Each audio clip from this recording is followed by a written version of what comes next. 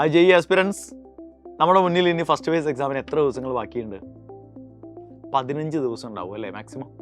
ഈ 15 ദിവസം നമ്മുടെ റിവിഷൻ സ്ട്രാറ്റജി എന്തായിരിക്കണം ചിന്തിച്ചിട്ടുണ്ടോ നിങ്ങൾ?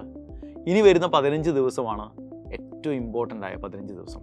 ഈ ദിവസങ്ങളിലാണ് നിങ്ങളുടെ പേഴ്സൻറ്റേജ് എത്രയാകണം, നിങ്ങളുടെ സ്കോർ എത്രയാകണം എന്നൊക്കെ തീരുമാനിക്കപ്പെടുന്ന 15 ദിവസങ്ങളാണ് നിങ്ങളുടെ മുന്നിൽ ഇങ്ങനെ നിരന്നു നിൽക്കുന്നത്. സോ 15 ഡേയ്സ് റിവിഷൻ സ്ട്രാറ്റജിയെക്കുറിച്ച് പറയാൻ വേണ്ടിയാണ് ഇന്ന് ഞാൻ വന്നിരിക്കുന്നത്. ഏറ്റവും പ്രധാനപ്പെട്ട കാര്യം, maximum full chapter, full syllabus mock ടെസ്റ്റുകൾ എഴുതുക. ഞങ്ങൾ ഇത്രയും നാളൊക്കെ മോക്ക് ടെസ്റ്റുകൾ എഴുതിയതല്ല, ഇനി എന്തിനാണ് കൂടുതൽ മോക്ക് ടെസ്റ്റുകൾ എന്ന് ചോദിച്ചു കഴിഞ്ഞാൽ, മോക്ക് ടെസ്റ്റുകളിലൂടെ മാത്രമേ നിങ്ങൾ പരീക്ഷയ്ക്ക് തയ്യാറാവുകയുള്ളൂ. നിങ്ങളെ പരീക്ഷയ്ക്ക് തയ്യാറെടുപ്പിക്കുക എന്നാണ് മോക്ക് ടെസ്റ്റുകളുടെ ഏറ്റവും പ്രധാനപ്പെട്ട ഉദ്ദേശം. അതായത് ആ ഒരു എക്സാമിൻ്റെ ഒരു അന്തരീക്ഷം നമുക്ക് മനസ്സിലാക്കണം, അതുമായിട്ട് നമ്മൾ പരിചയപ്പെടണം, നമ്മുടെ സ്ട്രെസ്സ് മാനേജ് ചെയ്യാൻ നമുക്ക് പറ്റണം, ടൈം മാനേജ്മെൻറ്റ് നമുക്ക് പ്രോപ്പറായി കിട്ടുന്നുണ്ടോ എന്ന് അറിയണം. ഇതിനൊക്കെ മോക്ക് ടെസ്റ്റുകൾ നിങ്ങളെ സഹായിക്കും. രണ്ടാമത്തെ കാര്യം, റിവിഷൻ ഓഫ് ഇമ്പോർട്ടൻറ്റ് ടോപ്പിക്സ്. പ്രത്യേകം ശ്രദ്ധിക്കണേ, ഇമ്പോർട്ടൻറ്റ് ടോപ്പിക്സ് ഓൺലി. കാരണം നിങ്ങൾ വിചാരിക്കുക എല്ലാ ടോപ്പിക്കുകളും റിവൈസ് ചെയ്യേണ്ടതാണ്. ഇല്ല, നമുക്കതിനുള്ള സമയം ഇനി ബാക്കിയില്ല. 15 ദിവസം നമ്മുടെ മുന്നിൽ നിൽക്കുമ്പോൾ എല്ലാ ടോപ്പിക്കുകളും റിവൈസ് ചെയ്യുന്നതല്ല, ഇമ്പോർട്ടൻറ്റ് ടോപ്പിക്കുകൾ മാത്രം റിവൈസ് ചെയ്യുന്നതാണ് ഏറ്റവും മികച്ച സ്ട്രാറ്റജി എന്ന് പറയുന്നത്. അപ്പോൾ നിങ്ങൾ ചോദിക്കുന്നുണ്ടാവുക, സാറേ ഇമ്പോർട്ടൻറ്റ് ടോപ്പിക്സ് ഞങ്ങൾ എങ്ങനെയാണ് ഇനി മനസ്സിലാക്കുക? എടാ, കഴിഞ്ഞ പ്രീവിയസ് ഇയർ ചോദ്യ പേപ്പറുകളിലൊക്കെ ഏറ്റവും കൂടുതൽ ചോദ്യങ്ങൾ ചോദിച്ച ടോപ്പിക്കുകൾ ഉണ്ടാകും ഓരോ ചാപ്റ്ററിലും. അത് നമ്മൾ PYQs എടുത്തു കഴിഞ്ഞാൽ നമുക്ക് മനസ്സിലാകും. ആ ഭാഗങ്ങളിൽ നിന്നുള്ള PYQs മാക്സിമം ചെയ്യുക, ക്വസ്റ്റ്യൻസ് മാക്സിമം പ്രാക്ടീസ് ചെയ്യുക, അങ്ങനെ ഇമ്പോർട്ടൻറ്റ് ടോപ്പിക്കുകൾ മാത്രം റിവൈസ് ചെയ്യുക എന്നാണ് രണ്ടാമത്തെ സ്ട്രാറ്റജി എന്ന് പറയുന്നത്. Strategy number 3, practice questions from mixed topics. അതെന്തിനാണ് ഈ മിക്സഡ് ടോപ്പിക്കുകൾ നിന്ന് പ്രാക്ടീസ് ചെയ്യുന്നത്? ഒരേ ടോപ്പിക്കിൽ നിന്നുള്ള ക്വസ്റ്റ്യൻസ് പ്രാക്ടീസ് ചെയ്ത് പോയാൽ പോരാ.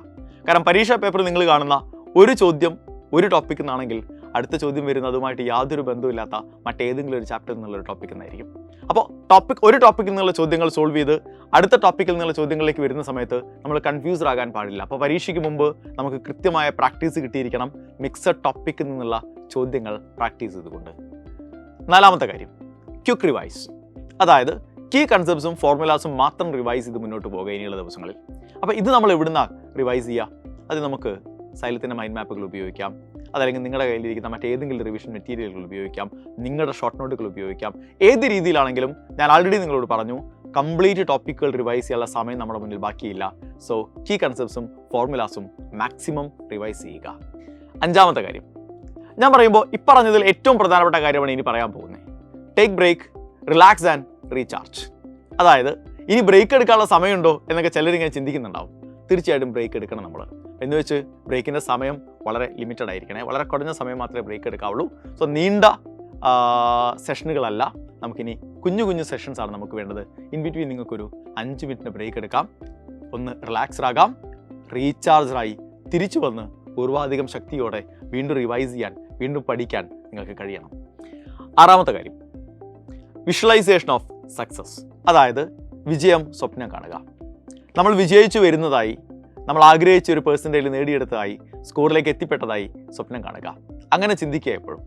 ആ ചിന്ത നിങ്ങളെ തീർച്ചയായിട്ടും അതൊരു പോസിറ്റീവ് എനർജി ആയിരിക്കും, നിങ്ങളുടെ കോൺഫിഡൻസ് ബൂസ്റ്റ് ചെയ്യാൻ സഹായിക്കും. അപ്പോൾ നിങ്ങൾ ചിരിക്കുന്നുണ്ടാവും, സാർ ഇങ്ങനെ വിജയം സ്വപ്നം കണ്ടുകൊണ്ട് വല്ല കാര്യമുണ്ടോ? സ്വപ്നം കണ്ടുകൊണ്ട് മാത്രം കാര്യമില്ല, അതിനായി നമ്മൾ പ്രയത്നിക്കുകയും കൂടി വേണം. അതിനൊപ്പം ചെയ്യേണ്ട വളരെ പ്രധാനപ്പെട്ട മറ്റൊരു കാര്യം കൂടിയുണ്ട്. അതായത് നെഗറ്റീവ് തോട്ട്സ് എല്ലാം മനസ്സിൽ നിന്ന് പരമാവധി എടുത്ത് കളയുക. നിങ്ങൾക്കറിയാത്ത ടോപ്പിക്കുകളെ കുറിച്ചുള്ള ചിന്തകൾ നിങ്ങൾ അവസാനിപ്പിക്കുക. അയ്യോ, എനിക്ക് അത് അറിയില്ലല്ലോ, ഞാനിത് പഠിച്ചില്ലല്ലോ, ഇതെനിക്ക് ഓർമ്മയില്ലല്ലോ, അങ്ങനെയുള്ള ഒരു ചിന്തകളും നിങ്ങളുടെ മനസ്സിനെ ഇനി അലട്ടാൻ പാടില്ല. കാരണം അങ്ങനെ ചിന്തിച്ച് കളയാനുള്ള സമയം നമ്മുടെ മുന്നിൽ ബാക്കിയില്ല. പോസിറ്റീവായി ചിന്തിക്കുക. നിങ്ങൾക്ക് എന്തറിയാം എന്ന് മാത്രം ആലോചിക്കുക.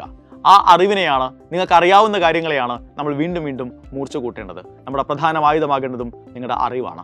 സോ ഈ രീതിയിൽ മാത്രമേ നമുക്ക് മുന്നോട്ട് പോകാനായിട്ട് സാധിക്കുകയുള്ളൂ. അപ്പോൾ ഈ പറഞ്ഞ സ്ട്രാറ്റജികളൊക്കെ ഇതുപോലെ തന്നെ നിങ്ങൾ ഫോളോ ചെയ്യണം എന്നല്ല പറയുന്നത്. ഇത് ആക്ച്വലി കസ്റ്റമൈസബിൾ ആണ്.